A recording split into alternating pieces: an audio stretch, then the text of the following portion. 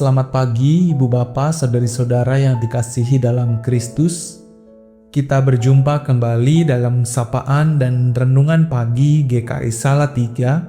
Hari ini Rabu 8 April 2026 bersama saya Melvern Kenny Cahyadi.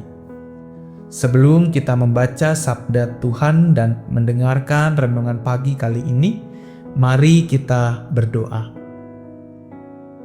Terima kasih Tuhan untuk hari baru yang Tuhan anugerahkan dan berikan bagi kami. Sebelum kami lebih lanjut menjalankan dan melanjutkan aktivitas kami di sepanjang hari ini, kami hendak membaca sebagian dari firman-Mu dan hendak merenungkannya. Kiranya Engkau turut membimbing kami melalui kuasa Roh-Mu yang kudus. Demi Kristus kami naikkan doa ini. Amin.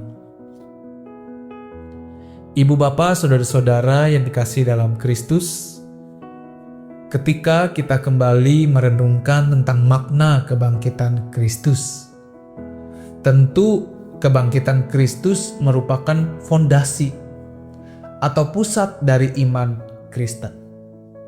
Dari peristiwa kebangkitan Kristus, kita senantiasa menerima sebuah semangat baru, harapan baru, adanya tanda keselamatan, adanya kekuatan baru, dan bahkan hidup yang diperbaruinya. Dan bicara tentang kebangkitan, itu bukan hanya peristiwa sejarah di masa yang lalu, tetapi juga menjadi sebuah realitas iman yang terus bekerja dalam kehidupan orang percaya, kehidupan pengikut Kristus. Ibu Bapa, saudara-saudara yang dikasihi Tuhan, menariknya ketika kita menyadari makna kebangkitan Kristus tadi, momen Paskah yang kita rayakan setiap tahunnya selalu beriringan dengan beragam macam persoalan. Isu-isu yang membuat kita khawatir, diwarnai dengan ketakutan. Jarang sekali kita merayakan Paskah tanpa dikuasai oleh ketakutan tersebut. Dapat dilihat ketika kita disuguhi melalui berita-berita di berbagai media bahwa pada tahun ini dunia sedang dilanda konflik dan perang. Ketika Amerika Israel memutuskan untuk menyerang Iran, semua menjadi kacau. Dan bahkan belum lama ini, Presiden Amerika juga kembali melontarkan sebuah kalimat, hendak membumi hanguskan negara Iran. Tentu ini semakin kita sadari bahwa titik temu dari konflik yang telah terjadi masih sulit untuk ditemukan. Masih sulit untuk dicari jalan keluarnya. Terlebih, peperangan tersebut juga menghadirkan ketidakpastian bagi kehidupan sosial dan ekonomi di seluruh dunia. Banyak negara-negara terdampak, tak terkecuali Indonesia.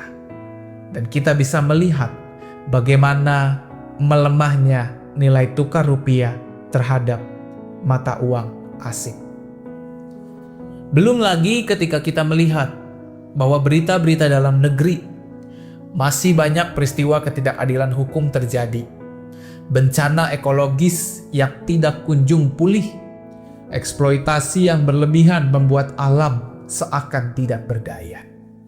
Tentu realitas yang terjadi belakangan ini sangat kompleks, tidak sesederhana itu, dan dapat berdampak bagi kehidupan kita. Lalu, bagaimana kita kembali memaknai Paskah agar dapat melewati setiap beragam persoalan tersebut? Pertama, kita tetap meyakini dan percaya pada Kristus yang bangkit.